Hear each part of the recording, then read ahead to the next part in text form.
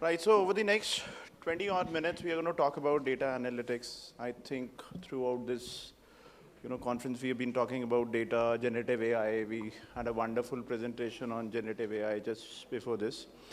Data is something that, and analytics, something that we have been talking about it and have been doing it for ages now. Like, typically, हम लोग जब शुरू करते थे, तो we used to, hear this, that data is not information, information is not knowledge, and knowledge is not wisdom. But you derive all of these things starting from the data. So we're going to talk about data analytics. I have a very esteemed panel with me. I'll be starting with Mr. Manish. So Manish, the first question, whenever we talk about data analytics being used, typically any organization strategically, what do you think, how can organizations strategically utilize data analytics to enhance decision making? This is something that the various flavors of data analytics, right from the predictive to prescriptive, essentially help in decision making. So how do you think that this is happening or helping the organizations in strategically proving their decision making? Sure. So I feel we have come a long way in supporting various business operations, starting from any organizations is, let's assume, having a supply, having a demand team, then having a customer service, marketing, you name any vertical, every vertical is benefiting out of these, AI and the data analysis. I think the question is actually starting from the question that what is the ROI of, of your business? So every vertical is, when it is asked that what is the ROI, that's when we start talking about the data. We're talking about the predictive analysis, prescriptive analysis. And, to take some few examples, I think every business is starting with its core business and trying to predict what is going to be my demand in the coming time, and what is going to be a supply, and based on that, how the pricing would also impact, for example. And then let's assume our customer service, how we are treating our customers. While we are doing this, how much of the data that we are gathering through various different sources. Let's assume we are having a call center, and how this voice AI is transforming and giving us the insights out of it, saying that hey, this is the quality of our deliverable to our customers. So out of all this, the business is at the moment needing all these answers instantly. Like, I need this information right now to support my business. So I think that the whole life cycle of the business from A to point Z, that cycle is shortening. And when the cycle is shortening, we need all the data, all these predictive analysis pretty much instantly on the go. And it's also like more, the driving force is also our customer, who is asking for a better support, and so so on the other side, our internal teams who are also partner in supporting the customer, they also need that personalized all that sort of a dashboards to support back with all the data sets to the customer. So we kind of take any sort of a vertical, they all are needing some sort of data analysis instantaneously, that transparency, all put together. Yeah. Right. So you talked about the driving forces, and end of the day, whenever we do this data analytics, the goal is to arrive at a particular decision. It helps you in faster decision making. This is the essence, right? And one of the key ingredients, when we talk about is the data, obviously, that's the raw material. But the more important aspect nowadays is not just about the data, it is about the quality of the data. This is probably what differentiates, हम लोग शुरू में भी कहते थे, garbage in and garbage out. So whatever you feed in, you're going to get the responses based on whatever has been fed in. So Devnath ji, you happen to manage you are a part of an organization that manages, humongous amount of data. And obviously all of these things would be done in some form or the other. I would want to understand specifically from the quality of the data, what are the primary challenges that you see in terms of the quality of the data that you get? And how do you address them, obviously? Good evening. Sorry, we are between that and you. So we will be short. The challenges which we face in data quality are two types. One is the data which is managed by people, and another type of data which is collected through the IoT devices. Automatically, machines are collecting and feeding into the system. So on the human side, we have a challenge that sometimes to address their immediate need of the analytics, I mean, to show a better performance and all that, sometimes they manage the data. The validations, etc., are bypassed and they manage the data to show something better now. And later on, it creates a trouble when the outliers and everything get into the data, and then they are rejected by the models. Second part of the data which is collected automatically by the wayside systems or the automated systems, SCADA systems, there the calibrations are very important, which keep on changing with the kind of weather we have here. So the self-calibrating systems, etc., whichever is put in place, if they do not function properly, then we have a problem of data quality. And if that data quality is not proper, then normally the analytics and the decisions taken on them go haywire. So our challenge is that how to maintain both the people and the technology, not to corrupt the data or not to mix good data with the data which is to be used for immediate decision making. In that aspect, some sort of governance framework where people have an SOP that they do not touch the data which is going into the archival systems, and they go through another system of cleaning the databases with the help of masters, or the outliers are removed and etc. And then they go into the data analytics, data lake, warehouse, etc., etc. So these are some of the strategies. We will not go into much more detail. It absolutely makes sense. You have to probably filter it out. The outliers are removed. But imagine a scenario, especially when we are talking about something like a prescriptive analytics, and your decision probably can be based on the outliers that have been removed. This brings it to a very difficult dilemma, that how do you actually remove that and whether that is the right decision that is being taken. But I know it's a very difficult question to answer and something that everybody is grappling with. So moving on, Vipinji, what we would want to understand is that you again manage a very large organization, that how do you make the right choices when building a modern data stack? Obviously, that is going to support your organization's growing data store, and the key is expanding the business. So how do you handle this? See, if you look at the last few years, we have been hearing a lot about data. Data is the new oil. Data is this. But I tell you, one day oil will also have a substitute. But there is no day, to my mind, defined where data will have a substitute. So how do you leverage data? I mean, what is the triggering point? If you go to any organization, there is data in multiple silos: intelligent data, non-intelligent data, structured data, unstructured data. What do you do with it? When you're building a data strategy of using it, the most important aspect here is you have to do a complete planning backwards. First, bring the business in the front. What does business want? What is the problem to be solved? That is the triggering point of understanding how my data strategy actually goes up. There is no point for IT to go on chasing technology, implementing technology without understanding what that technology is going to deliver to business. Ultimately, data being a powerful tool, if it succeeds, it changes business for the good. If it doesn't, it makes a business blind.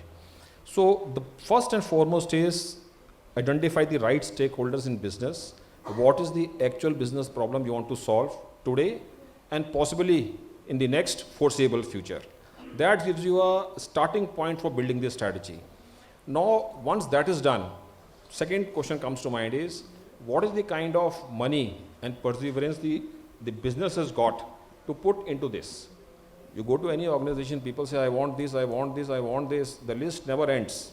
The moment you start quoting prices against them, the whole situation changes. So it's very imperative that on day one, you understand what businesses want and what is the cost of doing it. Because once you know the cost, then you can quantify the benefit and the realization of the cost over a period of time. And third is the scalability. I mean, in any organization, success is very infectious, especially in the horizontal curve. You build a data stack with using multiple technologies. You deliver a great project. One department benefits. And suddenly you find 4 other guys also want the same. So the data strategy which you build up, is it scalable? Horizontally and vertically. You can't create data stores for each department separately. You need to have an organization-wide strategy. That's extremely important. And fifth is, then choose the right technology players. Who are the players who have got proven case studies? IT is such a world, every week or every 15 days you hear one jargon coming in and some new company startup or some new technology getting startup. And sometime when you go into the depths of that, you find after 6 months you are lost and so is your partner. So that you have to avoid. You have to choose those players who are already well established, have got proven case studies.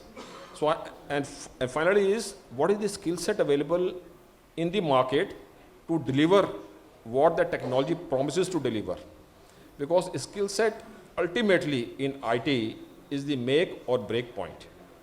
I mean, I have seen even simpler softwares getting implemented perfectly in some organizations, but not getting implemented to any extent in some organizations. So I think if you keep a track of these 5-6 things in your mind and then build up your strategy, I think you will be able to deliver a good amount of value to business.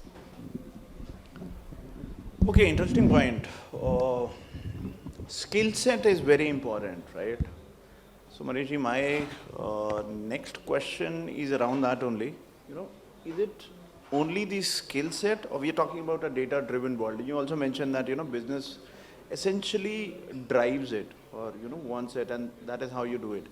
Is it business which is asking for it, or data which is enabling? So it's and again a difficult question, and now he's already given me those cues to ask this.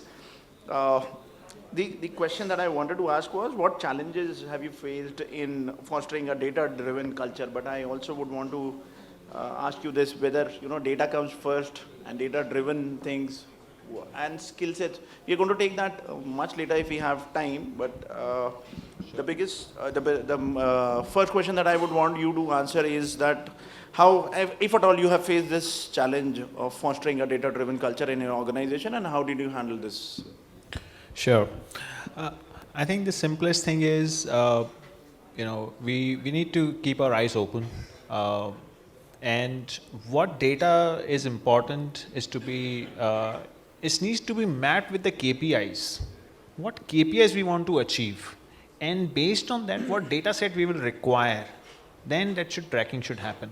Otherwise, blindly we can just keep on piling up the, trillions and trillions of GBs and stuff like it. It will just keep on adding onto the server cost. That's it, nothing else. At the same time, I think technology plays a very crucial role in deciding this. For example, a business is needing, a Vision AI, for example, and out of that, we have 2 sources. Let's assume one is the image source and the other one is the video source.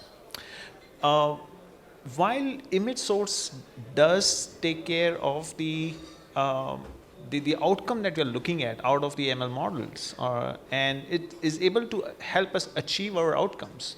But if you look at the video, the size of the video, we're talking about 24 FPS per second, and we're talking about 60 seconds. We are already way high on our costing of the cloud. At the same time, our the model training would take 1,000 times more in first time consumption and the running on any cloud system, such training, such models. While we can achieve at one side with the image, why not that?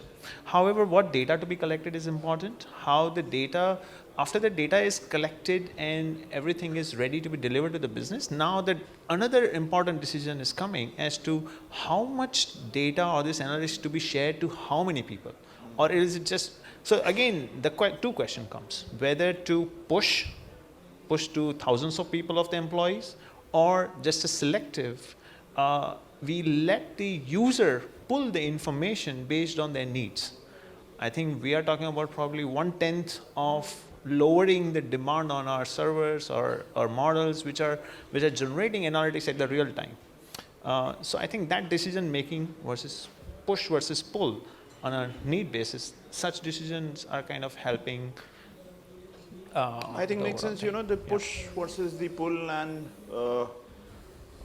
couple of things that, what all data is to be kept, where all it is to be kept. And I think what you mentioned, Vijayji, earlier, I know that you come from a security background, and this question is something, very apt for you. So the ask is that, one, the data is in, distributed places. You also mentioned that it is being kept at different places. What are the challenges associated with, one, we talk about security, availability is one of the parts. So one is the availability, two is the consolidation of the data, and the most important aspect is securing it. So, it's a very long question, but only 30 seconds to answer it. Thank you. The clock is ticking. So, my colleagues from the CIO background, they have all told you about how to use the data best and how to use them efficiently. But I, coming from a security background, I will only talk about the risks of data, because the storage has become very cheap. The compute is also becoming cheaper. So people's expectation, or maybe say businesses' expectation to collect and process data is also going up. ये भी इकट्ठा कर लो, ये भी कर लो, अच्छा इसको भी रख लेते हैं, because storage is cheap. So you keep on collecting more and more data. But on the back end, you should also think about the problems the security people face it. The more amount of data, the more the cost to secure it, how to protect it from prying eyes and all that. With the new act of data privacy, etc. coming in, now you have to prevent it from going into the wrong hands as well. So, as he rightly pointed out, collect only that much data which you really need. The business should first analyze the problem and then start collecting data. ये नहीं कि first collect all the data and then start thinking about the problem. Because the moment you collect data and put it into a data lake or any warehouse, the problems of its securing it, protecting it, backing it up, then bringing it back to the analytical models or on the online storage, etc. all start. And in every step, we face a problem. How to protect it from getting leaked to your rival, to the privacy people, and also to satisfy the regulators from all the steps which we are going through. So, collect minimum, process minimum, and do it up to the point where you need it. Don't keep on sitting on data just like that कि कभी काम आएगा, future में देखेंगे, अभी रख दो archive में. This is not a good strategy for the organization or for the data protection point of view.